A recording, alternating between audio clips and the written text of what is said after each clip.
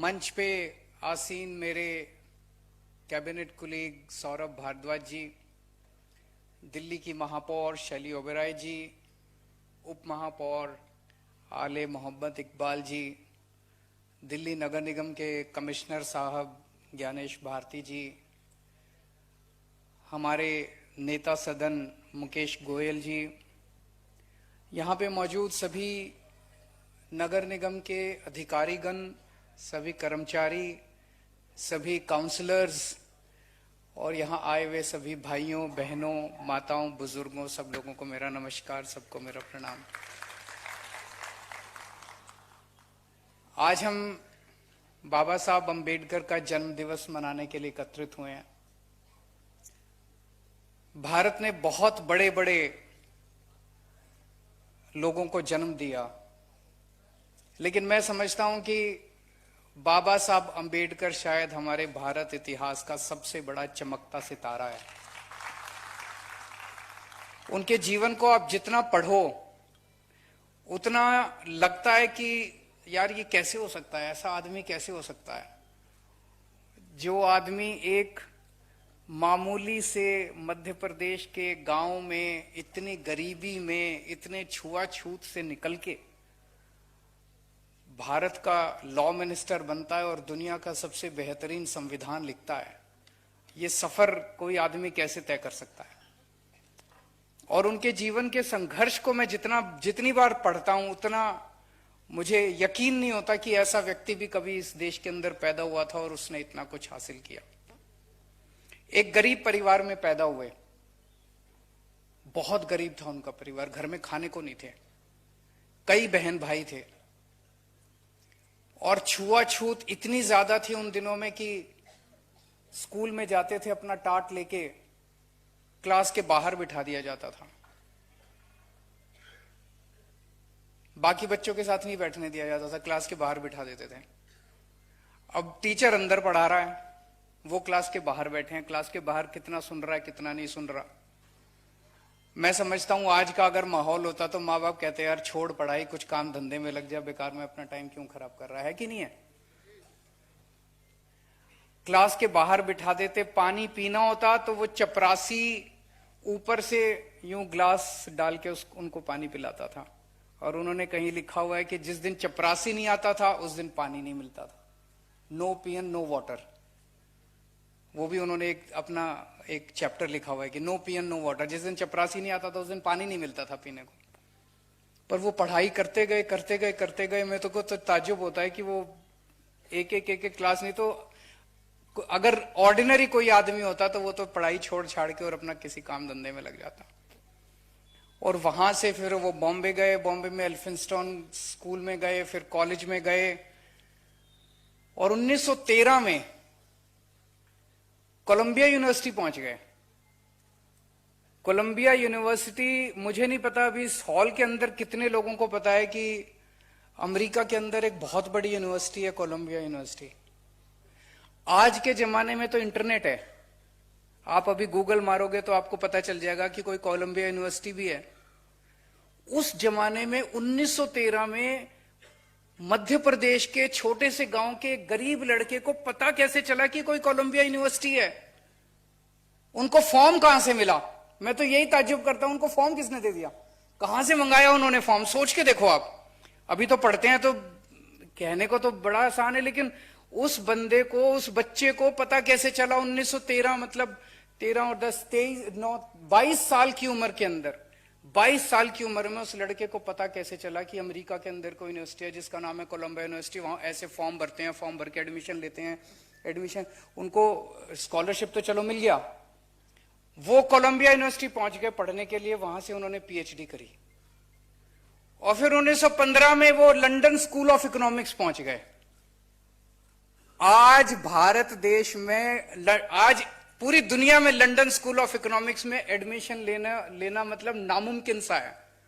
London school of economics दुनिया का सबसे बेहतरीन कॉलेज माना जाता है, सबसे बेहतरीन college. London school of economics से उन्होंने अपनी दूसरी पीएचडी करी। फिर मैं देख रहा था पता नहीं कितने तो एमए की डिग्री ले रखी है उन्होंने और कितनी उन्होंने पीएचडी की डिग्री ले रखी है। और फिर उन्होंने वकालत कहां से करी? वकालत दिल्ली यूनिवर्सिटी की लॉ फैकल्टी में भी एडमिशन मिलना कितना मुश्किल है कि नहीं है? वो ग्रेज इन, लंदन के अंदर ग्रेज इन है, वहां से मतलब दुनिया के सबसे बेहतरीन वकील, दुनिया के सबसे बेहतरीन वकील ग्रेज इन से निकलते हैं, वहां से वो वकालत करके आए।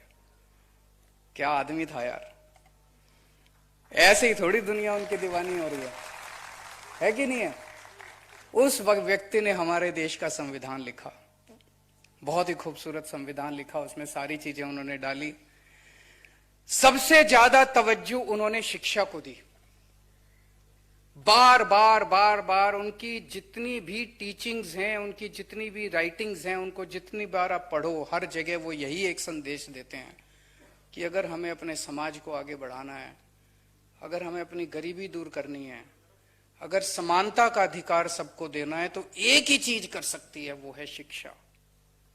अगर हमने अपने बच्चों को सबको शिक्षित कर दिया, तभी गरीबी दूर हो सकती है, तभी सबको समानता का अधिकार मिल सकता है। नहीं तो बातें तो बहुत कर सकते हैं लोग, बातें बहुत होती हैं, लेकिन असली शिक्षा ये। और जब से मैं राजनीति में आया हूं, दिल्ली के अंदर हमने सरकार संभाली है, ये चीज मैंने भी महसूस करी है कि शिक्षा किसी भी परिवार को पूरी तरह से बदलने के लिए कितना बड़ा रोल अदा करती है।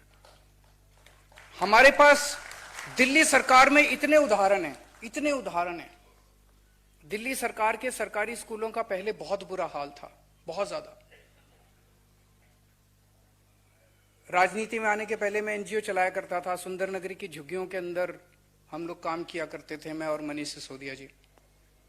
वहां हम देखते थे सरकारी स्कूलों का इतना ज्यादा बुरा हाल होता था। एक गरीब आदमी अपने बच्चे को भेजता था, साल 2 साल भेजने के बाद देखता था यार पढ़ाई लिखाई तो कुछ है नहीं, टाइम बर्बाद कर रहा है, उसको कहता था धंधे में लग जा, कभी चाय की दुकान पे लग जा, कभी कहीं लग जा, कभी कहीं लग जा, कोई इधर उधर धंधे पे लगा देते थे अपने बच्चों को। लेकिन अब शिक्षा की पूरा का पूरा दिल्ली सरकार के स्कूलों में शिक्षा का स्तर सुधरा है। अब दिल्ली सरकार के स्कूलों के बच्चों को जब हम देखते हैं, कोई बच्चा इंजीनियर बन रहा है, जैसे एक बच्चा है उसके पिताजी प्लम्बर हैं, 12,000 रुपए महीना कमाते हैं उसके पिताजी। उनका बेटा आईआईटी रुड़की में कंप्यूटर इंजीनियर में उसका दाखला हो गया। आईआईटी रुड़की में कंप्यूटर इंजीनियरिंग में अगर उसका दाखला हो गया, जब वो बच्चा 4 साल के बाद अपनी इंजीनियरिंग करके निकलेगा, उसकी स्टार्टिंग तनख्वाह 3 लाख रुपए महीना होगी। स्टार्टिंग सैलरी 3 लाख रुपए महीना होगी। एक परिवार तो सुधर गया। अब आप सोचो कि अगर हर परिवार के हर बच्चे को हम अच्छी शिक्षा दे दें, किसी को डॉक्टर बना दें, किसी को इंजीनियर बना दें, किसी को, और ये भी नहीं, नौकरी भी नहीं, अब हम उनको बिजनेस करना सिखा रहे हैं स्कूलों के अंदर, बिजनेस करना सिखा दें, देश से गरीबी दूर हो जाएगी।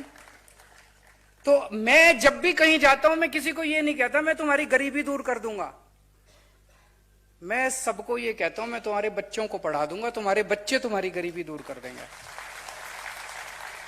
मैं क्या दे दूंगा आपको? लाख रुपए दे दूंगा, 2 लाख रुपए दे दूंगा, 10 लाख रुपए दे दूंगा। अभी कितने दिन चलेंगे 10 लाख रुपए भी? आज नहीं तो कल, कल नहीं तो परसों, पैसे खत्म, उसके बाद फिर वही गरीबी। लेकिन अगर मैंने आपके बच्चों को पढ़ा दिया, पूरी जिंदगी आपका परिवार जो है वो गरीबी से बाहर आ जाएगा। तो शिक्षा सबसे जरूरी है। वो उस व्यक्ति ने उस देश की गरीबी की और असमानता की चाबी ढूंढ ली थी, बाबा साहब अम्बेडकर ने। उन्हीं के नक्शे कदम पे चल रहे हैं। पहले दिल्ली सरकार के स्कूल ठीक करे, अब दिल्ली के लोगों का प्यार था, विश्वास था कि उन्होंने हमें नगर निगम की भी जिम्मेदारी दी है। अब नगर निगम के भी स्कूल ठीक करने हैं अपने को, सारे नगर निगम के भी स्कूलों को अच्छा करेंगे। एक चीज मैंने देखी है, नगर निगम जो है वो आम आदमी की जिंदगी के हर छोटे से छोटे पहलू को टच करता है। तो दिल्ली सरकार से भी ज्यादा नगर निगम जो है वो लोगों की जिंदगी को छूता है।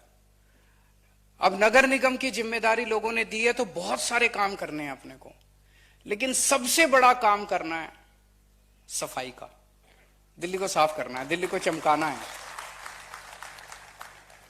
और वो सबको साथ लेके करना है। एक पॉजिटिव एटमॉस्फेयर क्रिएट करना है अपने को, नेगेटिविटी खत्म करनी है। पहले जो अभी मौजूद कर्मचारी आप देखना, इन्हीं कर्मचारी, यही कर्मचारी आपको साल 2 साल के अंदर जादू करके दिखाएंगे, कमाल करके, मैजिक करके दिखाएंगे यही लोग। दिल्ली सरकार के अंदर मेरे को याद है जब हम लोग उसमें एनजीओ में काम किया करते थे, झुग्गियों में काम करते थे, तो सारे गालियां देते थे दिल्ली सरकार के टीचर्स को। अरे पढ़ाती नहीं है टीचर्स, आती नहीं है, आती हैं तो पेड़ के नीचे बैठ के स्वेटर बुनती रहती हैं, ये कहते थे ना, ये आम सुनने को मिलता था।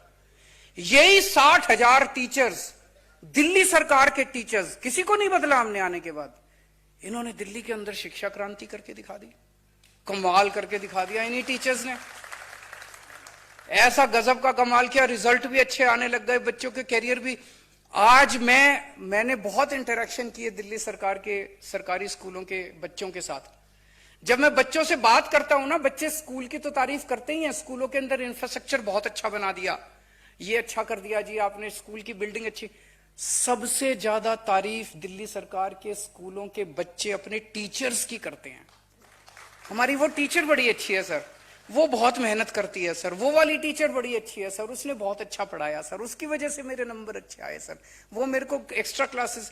इतनी तारीफ करते हैं वही टीचर्स जिनको पहले समाज जो है वो हीन भावना से देखता था, आज उन्हीं टीचर्स ने कमाल करके दिखा दिया दिल्ली के सरकारी स्कूलों में। आज यही सभी सफाई कर्मचारी, आज यही एमसीडी के स्कूल टीचर्स, आज यही डॉक्टर्स, यही नर्सेज, यही एमसीडी के कर्मचारी, आप देखना साल 2 साल के अंदर आपको कमाल ना करके दिखा दे, तो मैजिक ना करके दिखा दे, शानदार काम करके दिखा। पॉजिटिविटी चाहिए, नेगेटिविटी खत्म करनी है, जो नेगेटिव एटमॉस्फेयर उसको खत्म करके एक माहौल देना है। अंत पंत में तो सब इंसान है ना, हर इंसान के यहां दिल धड़कता है। हर इंसान क्या चाहता है अपनी जिंदगी में? पैसा नहीं चाहता। ऐसे बहुत कम लोग हैं, 1% 2% लोग हैं जो जिनकी विकृत मानसिकता है, जो वैसा पैसा पैसा पैसा। आम आदमी चाहता है अपनी जिंदगी के अंदर सुकून चाहता है, आत्मा की शांति चाहता है। और आत्मा की शांति किससे मिलती है? अच्छे काम से मिलती है। अगर आपको अच्छा काम करने को मिल जाए, इससे बड़ी भगवान आपको कुछ दे नहीं सकता। अगर आपको ऐसा काम मिल जाए जिस काम के अंदर आपको जॉब सेटिस्फेक्शन मिलने लगे, वो माहौल अपने को क्रिएट करना है। तो आज इस मंच के जरिए मैं आप सब लोगों का, सभी एमसीडी के कर्मचारियों का और दिल्ली के 2 करोड़ लोगों का आह्वान करता हूं कि आपने ये जिम्मेदारी हमें दी है, सब मिलके, हम अकेले आम आदमी पार्टी वाले नहीं कर पाएंगे। हमें बीजेपी वालों की भी मदद चाहिए, कांग्रेस वालों की भी मदद चाहिए, सबकी मदद चाहिए, सारे जने मिलके करेंगे। और सबको साथ लेने के लिए एक हेल्दी कंपटीशन भी शुरू करेंगे। सौरभ भारद्वाज जी ने मुझे प्रस्ताव भेजा है कि हमें साल में एक मॉडल आरडब्ल्यू अवार्ड स्थापित करना चाहिए। जो आरडब्ल्यू अच्छा काम कर रही हैं, सारी आरडब्ल्यूएस के बीच में कंपटीशन कराया जाए और एक मॉडल आरडब्ल्यू, एक बेस्ट पार्क का अवार्ड होना चाहिए। जो पार्क सबसे अच्छा, जो मेंटेन सबसे अच्छा, वो उसका पार्क का अवार्ड। बेस्ट सफाई कर्मचारी का अवार्ड, हर वार्ड में, अलग अलग वार्ड में, हर वार्ड में एक बेस्ट सफाई कर्मचारी, एक बेस्ट सैनिटरी इंस्पेक्टर और एक बेस्ट एएसआई का अवार्ड होना चाहिए। इस तरह के कई सारे अवार्ड्स इंस्टीट्यूट किए जाएंगे। आज मुझे बेहद खुशी है, मेरा पहला आज विजिट है सिविक सेंटर में। आज आप सब लोगों के बीच में आके मुझे बहुत खुशी हो रही है। अब आना जाना लगा रहा करेगा।